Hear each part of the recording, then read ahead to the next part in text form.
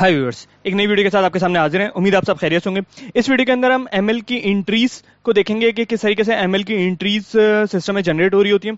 और ये हमारी इस सीरीज वगैरह की हमारी समझे पहली वीडियो होगी, तो इसमें हम इतना ज्यादा इन डेप्थ नहीं जा रहे होंगे, जस्ट एक ओवरव्यू ले रहे होंगे। ठीक है, तो अच्छा, सिस्टम से मैं अभी फिलहाल एंट्रीज नहीं दिखाऊंगा, मैंने एक्सेल के ऊपर एक्सट्रैक्शन जो करी हुई है मैं उसके हिसाब से चीजें बताऊंगा। ठीक है, अच्छा, FAGL03H के टी कोड से जाकर मैंने एक लेआउट बना लिया अपना। ठीक है, लेआउट मेरा इस तरह का है कि यहाँ पे मैंने क्वांटिटीज ले ली हैं, ये यूनिट ऑफ मेजरमेंट। ठीक है, ये मेरी ट्रांजैक्शन टाइप है।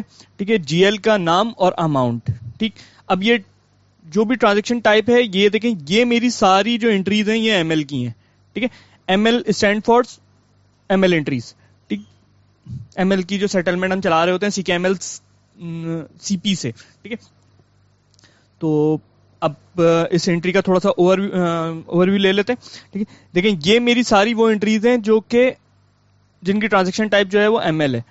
ट्रांजैक्शन टाइप मतलब टाइप जो है वो एमएल है। ठीक है, तो इसमें हमारे मल्टीपल जीएल्स हिट हो रहे होते हैं जब हम सीके एमएल सीपी रन कर रहे होते हैं, तो उस टाइम पर हमारे पास मल्टीपल जीएल्स जो हैं वो ऑटोमेटिक हिट हो रहे होते हैं। ठीक है, सबसे पहले तो हम अंडरस्टैंड कर लेते हैं कि उसमें जितने भी प्राइस वेरिएंस के जीएल होते हैं, ठीक है, उन सबका जो भी टोटल होता है, ठीक, उसको सिस्टम एलोकेट करता है। किस उसके ऊपर करता है?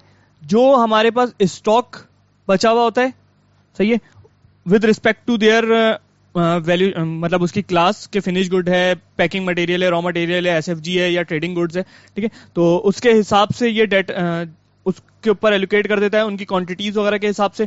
ठीक है, और बाकी जो गुड्स सेल हो चुके होते हैं, ठीक है, उन गुड्स के ऊपर वो कॉस्ट ऑफ गुड्स सोल्ड में उसकी अमाउंट लेके चले आता है। ठीक है, तो इसको हम यूं समझ सकते हैं कि हमारा जो भी टोटल वेरिएंस होता है, टोटल वेरिएंस, ठीक है, उसमें से सीओजीएस के ऊपर जो भी एलोकेशन होती है और स्टॉक के ऊपर जो भी वैल्यूएशन एलोकेशन होती है, ठीक है, तो इन सब का सम आइडियली जीरो हो जाता है। ठीक है, यानी कि हमारा पूरा का पूरा वेरिएंस जो है वो क्या सिस्टम क्या कर रहा होता है कि कॉस्ट ऑफ गुड्स सोल्ड और स्टॉक के ऊपर एलोकेट कर देता है।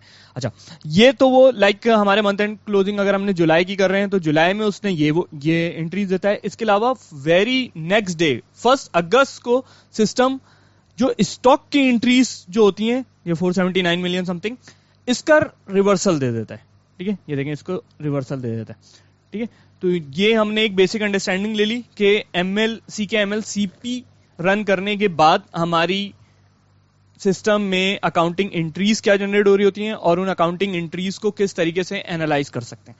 उम्मीद आपको वीडियो पसंद आई होगी। Thanks for watching.